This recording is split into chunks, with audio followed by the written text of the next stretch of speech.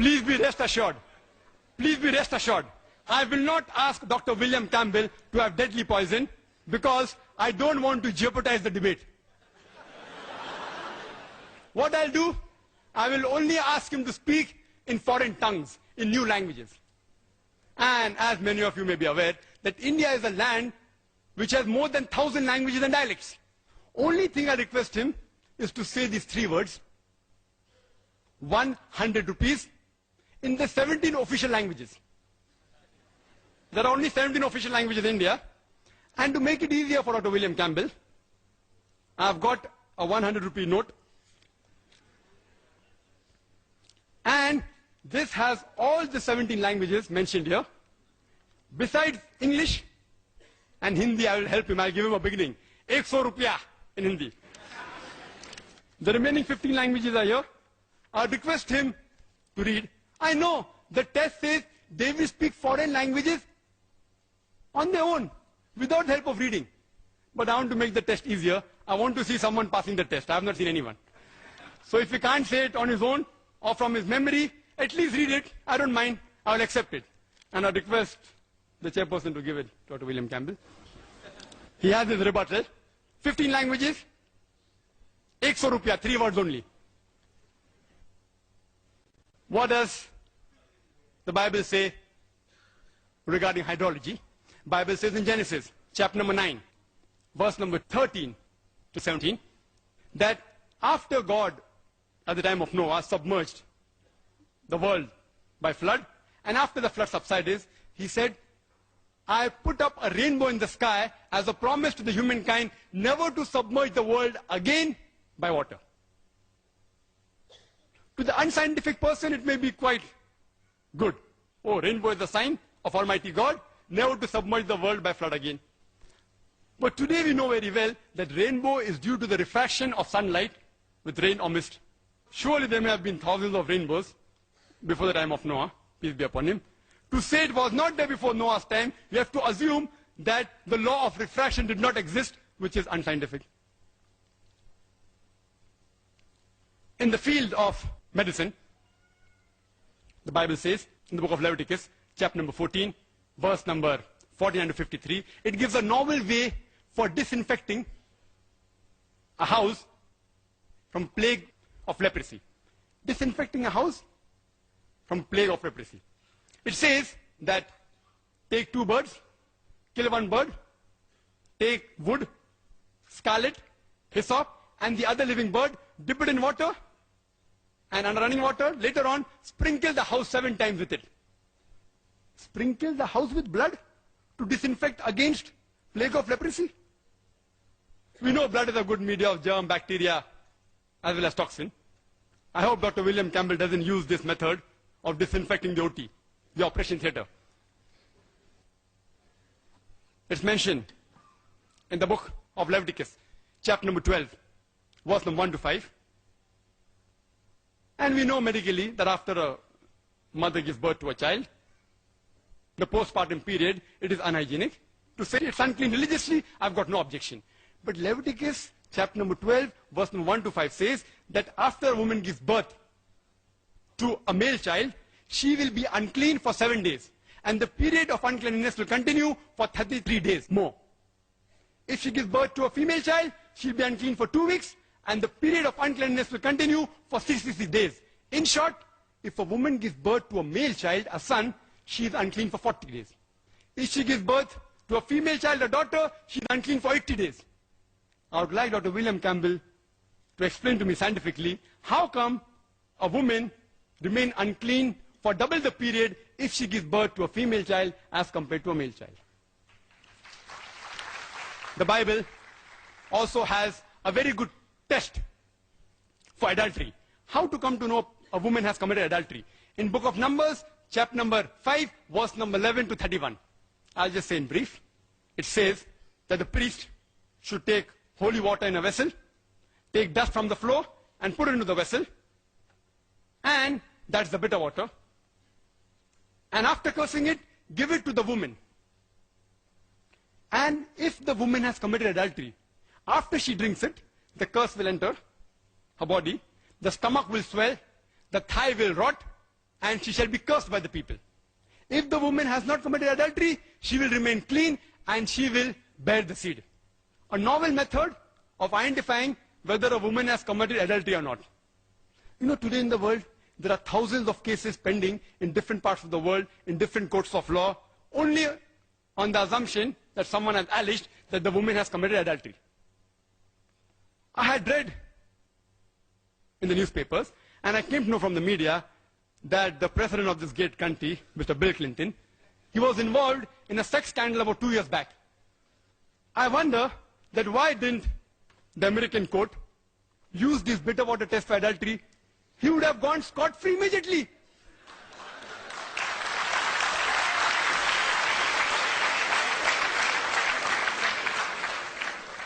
Why didn't the Christian missionaries of this great country, especially those who are in the medical field, like my respected Dr. William Campbell, use this bitter water test to bail out their president immediately? Mathematics is a branch which is closely associated with science, with which you can solve problems, etc. There are thousands of contradictions in the Bible. Hundreds deal with mathematics. I'll just touch on few of them. It's mentioned in Ezra chapter number 2, verse number 1, and Nehemiah chapter number 7, verse number 6, the context, that when the people returned from exile from Babylon, when King Nebuchadnezzar of Babylon, when he released the men from Israel, they came back from captivity, and the list of the people are given. The list is given in Ezra chapter number 2, verse number 2 to 63, and Nehemiah chapter number 7, verse number 7 up to 65. The list is given with the names as well as number of people released. In these 60 verses, there are no less than 18 times the name is exactly the same, but the number is different. There are no less than 18 contradictions in less than 60 verses of these two chapters.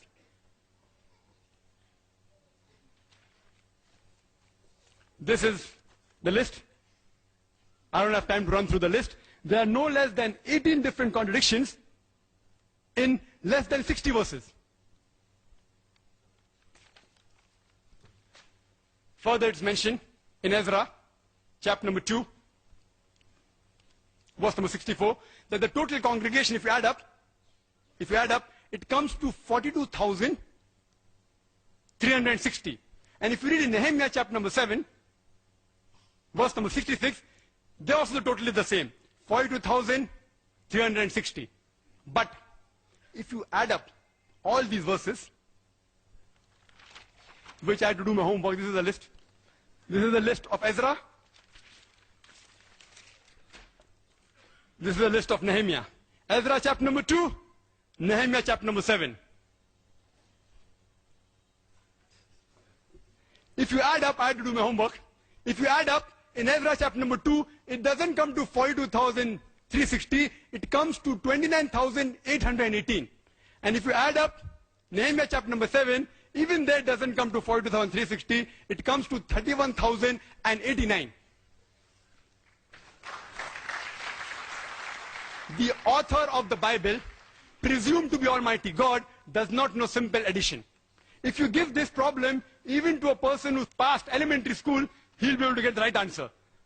If you add up all the 60 verses, it's so easy. Almighty God didn't know adding knows billah, if we presume that this is the word of God. Further, if we read in Ezra chapter number 2, verse number 65, it says there were 200 singing men and women. Nehemiah chapter number 7, verse 67, there were 245 singing men and women. Were they 200 or were there 245 singing men and women? Context is the same, a mathematical contradiction. It's mentioned in the 2 Kings, chapter number 24, verse number 8, that Joachim was 18 years old when he began to reign Jerusalem. And he reigned for 3 months and 10 days. 2 Chronicles, chapter number 36, verse number 9 says that Joachim was 8 years old when he began to reign, and he reigned for 3 months, 10 days. Was Joachim 18 years when he began to reign, or was he 8 years old? Did he reign for 3 months, or did he reign for 3 months, 10 days? Further, it's mentioned in the 1 Kings, chapter number 7, verse number 26, that in Solomon's temple, in his molten sea, he had 2,000 baths. In 2 Chronicles, chapter number 4, verse number 5, he had 3,000 baths. Did he have 2,000 baths or did he have 3,000 baths? That I leave it upon Dr. William Campbell to decide which is correct. There is a clear-cut mathematical contradiction. Furthermore, it's mentioned in the 1 Kings, chapter number 15, verse number 33, that Baasha, he died in the 26th year of reign of Asa. And 2 Chronicles, chapter number 16, verse number 1 says that Baasha invaded Judah in the 36th year of the reign of Asa. How can Baasha invade 10 years after his death? It's unscientific. To make it easier for Dr. William Campbell to answer to the points I have raised, I'll just mention it in brief. The points that I mentioned. The first point was that the creation of the earth and the heaven, the universe, was in 624 days. Light was there before the source of light. Point number 2. 3. Day came into existence before creation of earth. Point number 4. Earth came into existence before sun. Point number 5.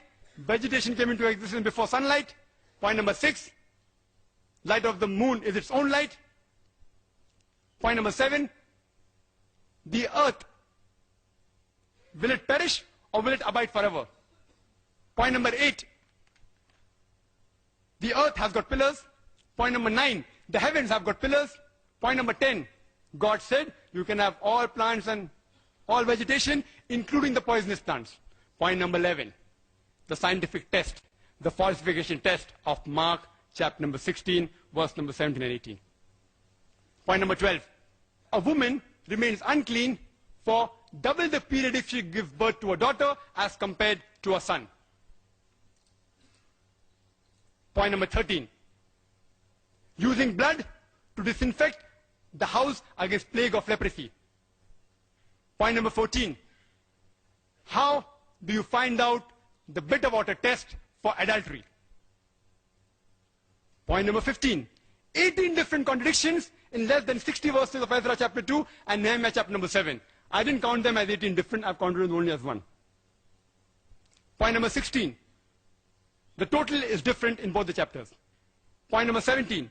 Are there 200 singing men and women or are there 245 singing men and women? Point number 18. Was Joachim 18 years old or was he 8 years old when he began to reign? Point number 19. Did he reign for 3 months or 3 months 10 days? Point number 20. Did Solomon had 3,000 baths or 2,000 baths? Point number 21 is that Baasha, how could he invade Judah 10 years after his death? Point number 22 is Almighty God. He said, I put up a rainbow in the sky as a promise to the humankind never to submerge the world again by water. I have listed only 22 out of the hundreds available unscientific points in the Bible, scientific errors, and I request Dr. William Campbell to answer them, and irrespective whether he uses the concordance approach or the conflict approach, as long as he is logical, he will never be able to prove scientifically all these 22 aspects I have told him. We agree in Jesus Christ, peace be upon him, to him was revealed the Injil. This is not the Injil. It may contain part of God, but the other unscientific portion is not the word of God. I would like to end my talk by giving the quotation of the glorious Quran from Surah Baqarah chapter 2 verse 17, which says, فَوَيْلٌ لِلَّذِينَ يَكْتُبُونَ الْكِتَابَ بِأَيْدِيهِمْ ثُمَّ يَقُولُونَ هَذَا مِنْ عِنْدِ اللَّهِ لِيَشْتَرُوا بِهِ ثَمَنًا قَلِيلًا فَوَيْلٌ لَهُم مِّمَّا كَتَبَتْ أَيْدِيهِمْ وَوَيْلٌ لَهُم مِّمَّا يَكْسِبُونَ. Woe to those who write the book with their own hands and then say this is from Allah, to traffic with it for a miserable price. Woe to those for what they write, woe to those for what they earn. Wa akhiru da'wana alhamdulillahi rabbil alameen.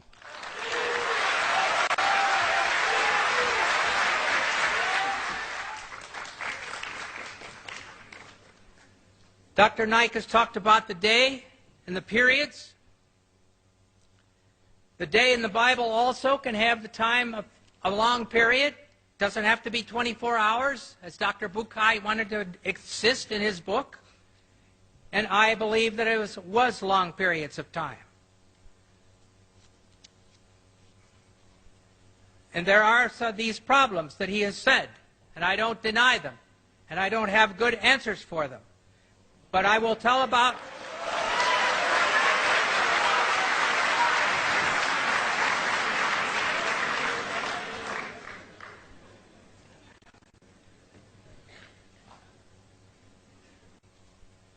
And there are these problems that he has said, and I don't deny them, and I don't have good answers for them. But I will tell about